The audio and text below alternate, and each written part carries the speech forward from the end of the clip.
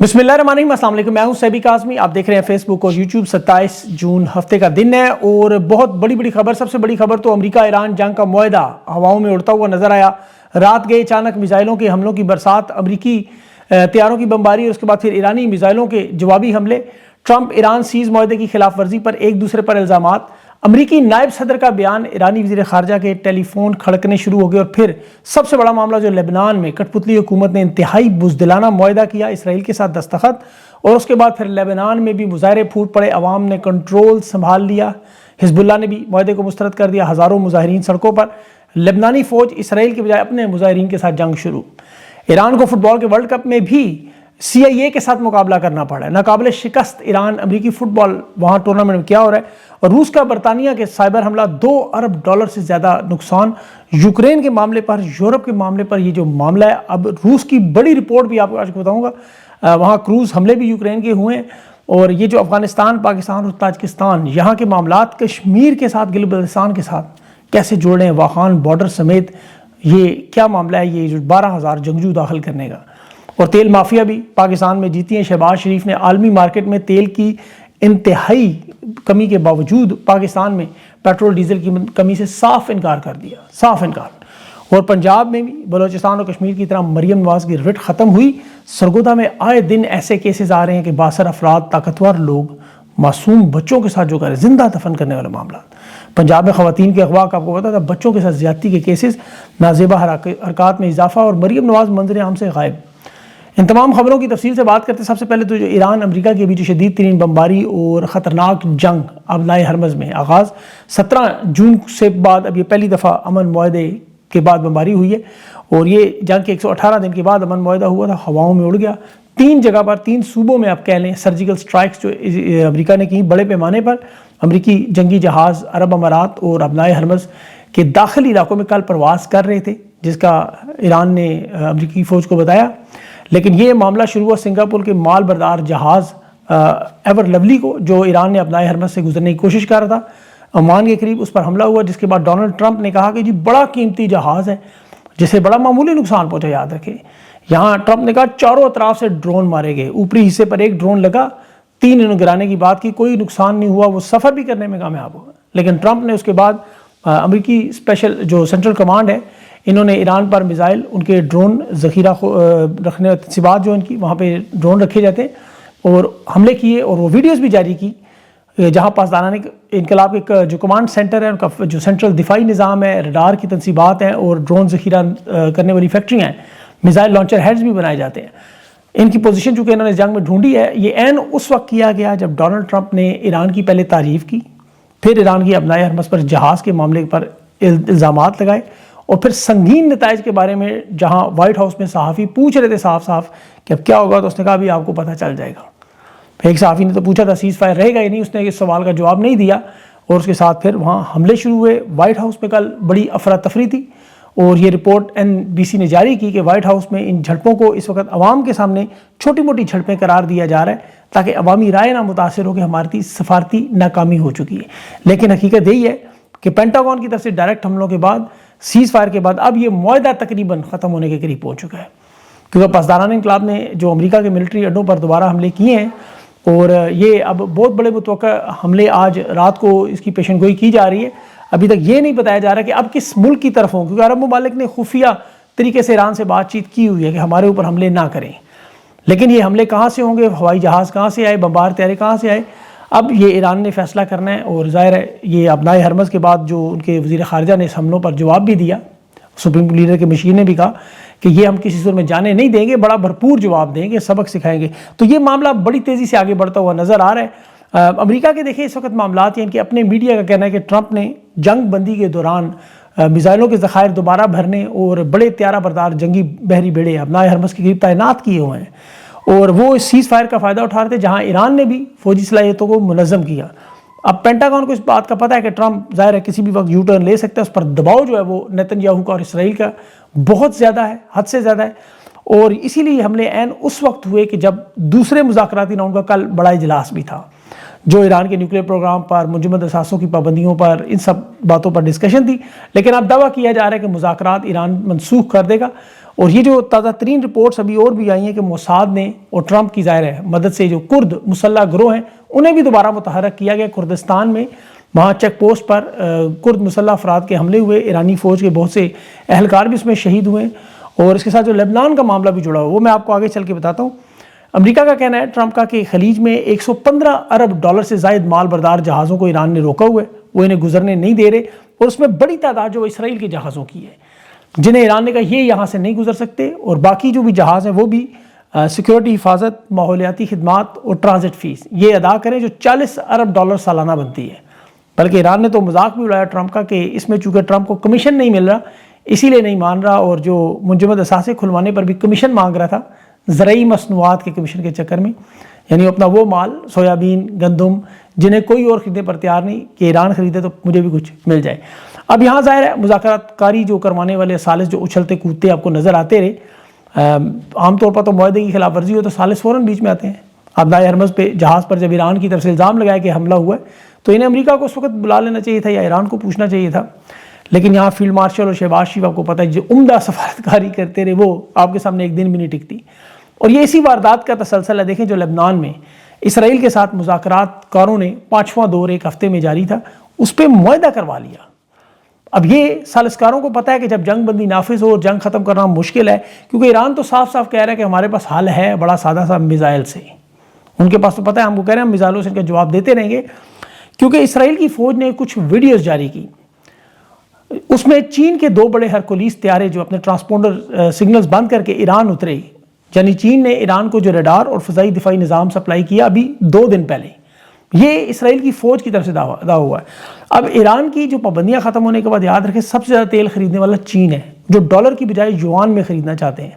اس سے ظاہر ہے ڈالر کی عالمی برتری اور عالمی تجارت پر جو اثر و رسوخ وہ ختم ہوتا ہے, کیونکہ ادائیگیاں جب امریکی بینکاری نظام سے نہیں گزریں گی جسے وہ منجمد نہیں کر سکیں گے تو پھر وہ ڈالر کی اہمیت ختم ہو جائے گی.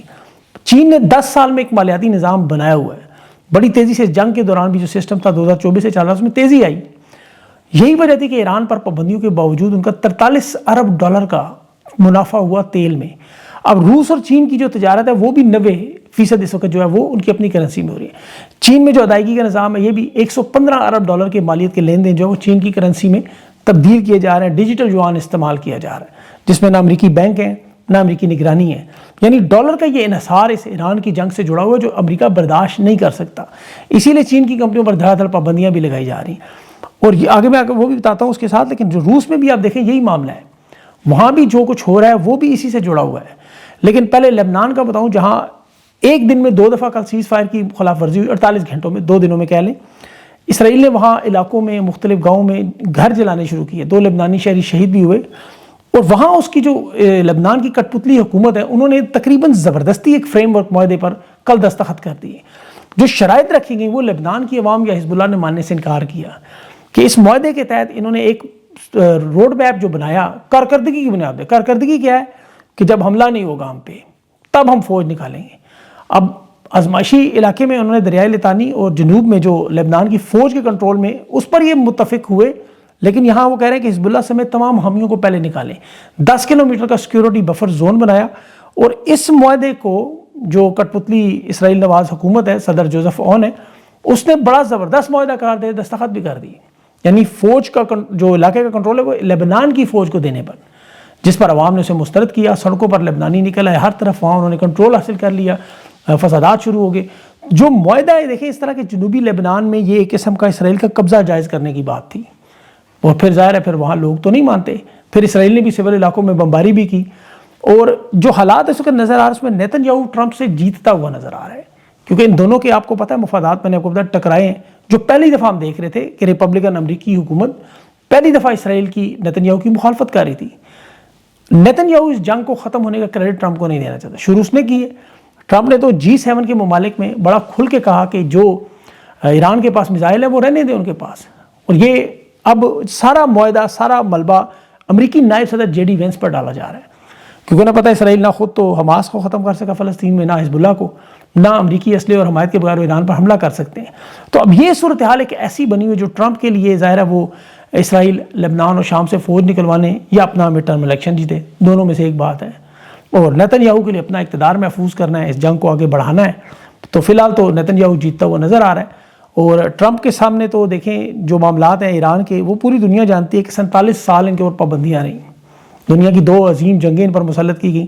آپ یہ امریکہ میں ہوتا ہوا ورلڈ کپ صرف دیکھ لیں کہ ایران کی ٹیم وہاں پہ بڑی بہترین پرفارمنس دے رہی ہے، وہ اپنے گروپ میں ناقابل شکست ہیں، لیکن ان حالات میں بھی جو کوئی معمولی بات نہیں ہے، وہاں انہیں اس وقت مخالف ٹیم سے ہی صرف نہیں کھیلنا پڑ رہا، بلکہ وہاں CIA کے ریفریوں سے بھی کھیلنا پڑ رہا ہے۔ وہ جیتے ہوئے ان کے میچ ڈرا کیے جاتے ہیں، کھلاڑی گول کر کے جیتا ہے، انہیں VAR کی مدد سے وہ CIA کے ریفری آف سائڈ کروا دیتے ہیں، گول منسوخ کر دیتے ہیں۔ یہ تیسرے میچ میں ایسے ہوا کہ تینوں مقابلے ڈرا ہوئے، ختم ہونے پر وہاں تماشائی اپنی آنکھوں سے جو دیکھ رہے تھے بڑا غصہ بھی کر رہے تھے۔ اور یہ صورتحال بالکل وہ یہ جو عمران خان 1992 میں آپ کو یاد ہوگا جن حالات میں زخمی اور ان لوگوں کے ساتھ غیر معمولی انداز میں جیتا۔ اب یہاں بھی گروپ میں یہی پوزیشن ہے کہ کوئی ٹیم ہارے گی تو ایران اگلے راؤنڈ میں پہنچے گا، پھر مقابلہ امریکہ سے ہوگا جہاں سب کی نظریں ہیں۔ اب ان سب حالات میں ذرا پاکستان کی طرف آئیں، اور اس میں سب سے اہم معاملہ جو کشمیر کا، گلگت بلتستان وہاں جو الیکشن ہوئے آپ نے دیکھے، یہ کشمیر میں جو 20 دن سے معاملات ہیں۔ اب اس کی جو پس پردہ وجوہات روس کی انٹیلیجنس رپورٹ شائع کریں، اور آپ حیران ہوں گے روس کی کیوں؟ کشمیر میں جو 12 نشستوں کا معاملہ ہے یا گلگت بلتستان میں الیکشن ہے، یہ ایک نئے ملک کی بنیاد کی وہ رپورٹ جائے کریں۔ جیسے ابنائے حرمز میں آپ دیکھیں نا کہ بحریہ کی ناکہ بندی امریکہ نے کی ہوئی ہے، کشمیر کا اس وقت زمینی محاصرہ ہے، ناکہ بندی ہے، بلاکیڈ ہے، جو بھی آپ کہہ لیں، 50 لاکھ لوگ تقریباً محصور ہیں 19 دن سے۔ یہ ایک عام معاملہ نہیں ہے، کشمیر آپ کو اور مقبوضہ کشمیر میں کوئی فرق نظر نہیں آتا۔ یہ معاملہ اتنا بڑا ہوا کیونکہ 20 دن ہونے والے اور 50 لاکھ لوگ ایسے قید ہوں۔ یہ روس کی انٹیلیجنس ایجنسیوں نے بھانڈا پھوڑا ہے، اور انہوں نے یہ اطلاعات افغانستان کو بھی اور چین کو بھی دی، کچھ انٹرنیشنل میڈیا میں بھی کوٹڈ ہو جائیں گی، کچھ آ جائیں گی کہ اس میں CIA اور پاکستان کے خفیہ ادارے تک شامل ہیں۔ اور یہ معاملہ بتایا جا رہا ہے نیا ملک بنانے کی تیاری ہے، جہاں چین اور افغانستان کو روکنے کے علاوہ روس کے ساتھ پنجہ آزمائی ہے، کیونکہ مغرب کی طرف سے، یورپ کی طرف سے یاد رکھیں اس وقت جتنا یہ ایران امریکہ کے لیے خطرہ ہے، روس اس وقت پورے یورپ کے لیے اتنا خطرہ بن چکا ہے۔ تو یہ سب مل کر اس بلاک جو پالیٹکس ہو رہی ہے، سیاست، اس میں افغانستان، چین اور روس تقریباً نظر آ رہے ہیں، اور دوسری طرف یہ نور جہاں کے بچوں کے ساتھ CIA کی مدد سے افغانستان، تاجکستان اور پاکستان کے درمیان ایک نئی ریاست بنانے کی کوشش ہو رہی ہے۔ اس میں ظاہر ہے کشمیر کسی حد تک، وہاں پھر ہندوستان اور خیبر پختونخوا یا افغانستان کے علاقوں کو اس میں شامل کیا جائے گا، کیونکہ واخان کوریڈور یاد رکھیں انتہائی اہم معاملہ بنا ہوا ہے۔ اب یہاں جو لوگ فارم 47 کے باقاعدہ پلاننگ سے مسلط کیے گئے، جن پر امریکہ اسرائیل نے اربوں ڈالرز کی انویسٹمنٹ بھی کی ہوئی ہے، یہ ابراہم اکارڈ معاہدہ پارٹ 2 تسلیم کروانے کے لیے لوگ لائے گئے تھے۔ انہیں پتہ ہے کہ امریکہ کو اب مڈل ایسٹ خالی کرنا پڑ رہا ہے، یورپ سے وہ فوجی واپس بلا رہے ہیں، جرمنی سے 5000 فوجی لے گئے، تو یہاں پر کچھ ایسی جگہ کو ایسا ملک ہونا چاہیے جہاں افغانستان، روس، چین، پاکستان ان سب پر پورے خطے پر نظر رکھیں، جو یورپ کے لیے بھی فائدہ مند ہو، امریکہ کے لیے بھی فائدہ مند ہو۔ اور اس وقت چونکہ آپ کو پتہ ہے امریکہ ایران میں پھنسا ہوا ہے، اور یورپ جو ہے وہ اس وقت روس میں پھنسا ہوا ہے، جس انداز میں وہاں روس پر حملے ہو رہے ہیں۔ ابھی جو رات کو یوکرین نے دیکھیں جو کروز حملے کیے، کروز میزائلوں کے، وہ روس کی سب سے بڑی میزائل بنانے والی فیکٹریاں تھیں، 3 بڑے کروز میزائل اس پہ لگے، اور اس کا روس کو بڑا شدید نقصان ہوا ہے۔ تو یہ واضح نظر آ رہا ہے کہ روس کو مجبور کر کے، یعنی نیٹو اور یورپ کے سامنے لانا، جس میں پولینڈ، رومانیہ پر حملہ ہو، یا پھر بیلاروس سے یوکرین پر حملہ ہو، یہ معاملات اسی طرف جا رہے ہیں اور اسی طرف خطرناک ہو رہے ہیں۔ ابھی اسی لیے روس نے جوابی حملہ، سائبر حملہ جو برطانیہ میں کیا، وہاں لینڈ روور جیگوار گاڑیوں کی جو آپ کو پتہ ہے پوری دنیا میں پیداوار ہوگی، $2.5 ارب ڈالر سے زیادہ نقصان ہو چکا ہے، اور یہ روس کے صرف سائبر حملے ہیں۔ اسی لیے یہ جو پورا معاملہ ہے روس اسی لیے اہم ہے، گلگت بلتستان سے لے کے واخان بارڈر، یہ جو واردات ہے یہ طاقت کے اسی کھیل کا حصہ ہے جس میں انہیں فارم 47 اور یہاں لائے گئے مسلط کیے گئے لوگ ہیں، جنہیں فری ہینڈ دیا ہوا آپ کے سامنے۔ آپ دیکھیں اس سے بڑا فری ہینڈ کیا ہوگا؟ انہیں ایک تو فری ہینڈ چاہیے یا دوسرا بیانیہ چاہیے، اور تو کچھ نہیں چاہیے۔ یہ جو برازیلین صحافی پیپ ایسکوبار کے ذریعے فیلڈ مارشل کو اسرائیل معاہدے کی قتل کرنے کی خبر تھی، وہ بھی اسی صحافی کے آج نئے انکشافات آپ پڑھیں، وہ کہہ رہا ہے مجھے تو خود اسٹیبلشمنٹ کی حالت سطح کے عہدیداروں نے بتائی، وہی فوجی پروپیگنڈا مشین، لیکن بیانیے کے لیے خبریں کیوں چلائی گئی کہ اسرائیل اس معاملے میں بھی اتنا ہی شامل ہے۔ اب یہاں ان کے حوالدار MF کی باتیں سنیں کہ جس طرح عمران خان کو کیوں یہ نہیں مانتے تھے، وہ آج اپنے منہ سے اقرار کر رہا ہے کہ 7 مہینے کے اندر عمران خان کی حکومت ختم کرنے پہ یہ راضی ہو چکے تھے کہ حکومت ناکام کریے۔ شاہ زیب خان زادہ کے پروگرام میں سے خود بتایا کہ 7 مہینے کے بعد عمران خان کی حکومت ختم کرنے کا پروپیگنڈا معاشی اعتبار سے ہم ختم ہو گئے، یہ اسی لیے کیا گیا تھا۔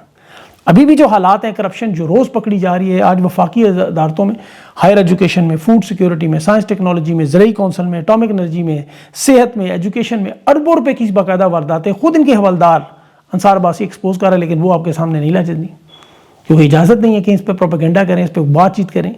اب دنیا میں آپ پیٹرول دیکھ لیں، دنیا میں قیمتیں کہاں سے کہاں چلی گئی گر کے، لیکن یہاں شہباز شریف صاف پیٹرول اور ڈیزل کی قیمت صاف انکار کر رہے ہیں. عوامی حکومت ایسا سوچ سکتی ہے، لیکن کیونکہ انہیں لایا اسی لیے گیا کہ اشرافیہ کے جیٹ فیول تو 231 رکھنا ہے، عام شہریوں کا پیٹرول 300 رکھنا ہے، اور کوئی بول نہیں سکے گا. کوئی صحافی ان کے خلاف بولنے کی جرت نہیں کر رہا. کچھ صحافیوں نے، عسکری صحافیوں نے جرت کی، انہیں کان پکڑوائے گئے ہیں. ابھی ایک صحافی نے محرم الحرام پر جو مریم نواز نے یزید والے پوسٹر میں اپنی تصویر ڈالی، یعنی وہ پتہ نہیں یزید کا رشتہ ڈوڑ نہیں، اس پر ایک صحافی بولا ان کا اپنا، میرے پاس خبر ہے اسے فون کر کے باقاعدہ گالم گلوچی، اس نے معافی تک مانگی ان سے. میں نام نہیں لیتا، دفع کریں. لیکن یہ معاملات اب پنجاب میں آپ دیکھیں جس طرح لوگ بچوں کو زندہ وہ مار کے گاڑ رہے ہیں، مطلب سب کے سامنے، اور کرپشن مریم نواز کی دیکھیں پکڑی جا رہی ہے، سب کچھ سب کے سامنے ہو رہا ہے. کشمیر کی طرح، جیسے کشمیر میں تو انٹرنیٹ بند ہے نا کہ معاملات چھپائے، یہاں تو سب کچھ پتہ ہے، اس کے باوجود نہیں بولنے دے رہے. پیٹرول پمپوں پر وہاں کشمیر میں دن دہاڑے وہ لوٹ مار کر رہے ہیں، سیکورٹی ادارے گھروں میں گھس رہے ہیں. مظفر آباد میں وہاں ان کے جو تاجران مدینہ مارکیٹ ہے، وہاں کے گھروں سے انہیں اٹھا کے زبردستی لے گئے، لیکن انہیں بولنے کا کوئی جرت نہیں کر رہا، ان کو حکم نہیں دیے رہے. اب خان کی ملاقات کے معاملے پر بھی اسٹیبلشمنٹ کی صحافی جو خبریں جاری کر رہے ہیں، یہ کیا دعویٰ کر رہے ہیں کہ جی سلمان اکرم راجہ اور عمران خان کی بہنوں سے ملاقات نہیں کروائیں گے. بیرسٹر سیف کو بھی جو اڈیالہ سے ریکویسٹ آئی، ان کا کہنا ہے، بیرسٹر سیف چونکہ اسٹیبلشمنٹ کے آدمی ہیں اور وہ کہہ رہے ہیں مجھے ایسی کوئی پیغام نہیں ملا. یہ صرف وقت گزاری کے لیے، اس اقتدار کو طول دینے کے لیے کہ کوئی ایسی مہم نہ چل سکے. 30 جون منگل کا دن بڑا اہم ہوگا اسی لیے کہ نون لیگ اور پیپلز پارٹی کی ڈورا کشتی بھی اسی کا حصہ ہے، چاہے وہ بلدیاتی انتخابات کا معاملہ ہو، 28ویں ترمیم کا معاملہ ہو، یا صوبوں کی تقسیم ہو، یا وزارت عظمیٰ ہو. یہ صرف اقتدار میں طول دلوانے کے لیے کوشش ہے. اب تحریک انصاف کی قیادت، جس کا سب سے بڑا اہم کام ہے، یہ بیرسٹر گور یا ان کے ساتھی جو 3 سال سے مسلط ہیں، آپ انہیں مسلط ہی کہہ سکتے ہیں. آپ ان کی کارکردگی دیکھیں، خان کی رہائی کو تو چلے 2 منٹ کے لیے سائڈ پہ بھی اگر رکھ دیں کہ ان کی ٹانگوں میں اتنا زور نہیں، پارٹی کے حوالے سے دیکھیں، تنظیم سازی کرنی ہو، نئی نام سے پارٹی رجسٹر کروانی ہو، انتخابات پارٹی کے اندر کروانے، تنظیمی ڈھانچے، انہوں نے کوئی ایسا عملی کام نہیں کیا. ایک ایسی جماعت جو ملک کی تقریباً نصف سے زیادہ آبادی کی حمایت رکھتی ہے، جسے برصغیر تو کیا دنیا کی ٹاپ 10 جماعتوں میں وہاں انتہائی کمزور سطح پر قیادت. خیبر پختونخوا میں ان کی حکومت ہے، وہاں پہ آپ دیکھ لیں پارٹی سٹرکچر ہو یا گورننس کے معاملے ہوں یا تنظیمی صلاحیت بالکل نظر نہیں آتی ہیں. تو جو کہتے ہیں نا قومی حکومت بنا کے انہیں سیاسی ڈھانچے میں لے کر انہیں وزارتیں دے دیں، یہ اس وقت بھی اس نظام کا پورا حصہ ہے. ورنہ جس لیول کے معاشی حالات ہیں، جس لیول کی عوام کی تباہی اور بربادی ہو رہی ہے، جہاں دنیا کا یہ واحد پاکستان ملک بن چکا ہے کہ سب سے زیادہ نوجوان ہے، اور دنیا کا واحد ملک ہے جہاں سب سے زیادہ نوجوان بے روزگار ہیں، باقی ایک لمبی لسٹ ہے معیشت کی تباہی کی، اور یہ اس پر کچھ نہیں کرتے. تو یہ اسی لیے کچھ نہیں کرتے، وہ کہتے ہیں جو کچھ نہیں کرتے کمال کرتے ہیں. انہوں نے کمال کیا ہوا ہے، عہدوں کے ساتھ چپکے ہوئے ہیں. لیکن بہرحال اس پہ کچھ اور بھی اہم چیزیں ہیں، وہ انشاءاللہ کوشش کروں گا اگلے ویلاگ میں کور کروں. اپنا خیال رکھیں، مجھے اجازت دیں، اللہ حافظ.